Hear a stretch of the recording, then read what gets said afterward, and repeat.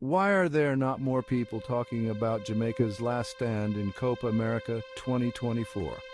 Coach Hallgrimmson made some bold changes to the lineup, which would turn out to be last game for the Icelandic coach.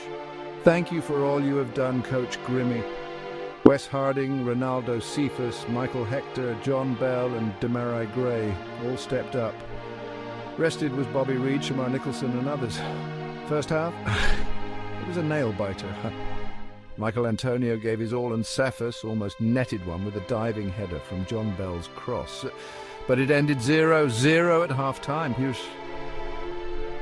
Then came the second half. The Venezuelans came out blazing. Poor defending let a cross slip past our backline and then the keeper. 2 more goals followed from split defences.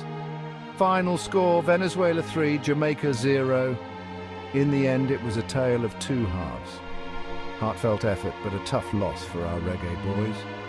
Don't forget to like, share and subscribe. Follow us on Instagram, Facebook and X.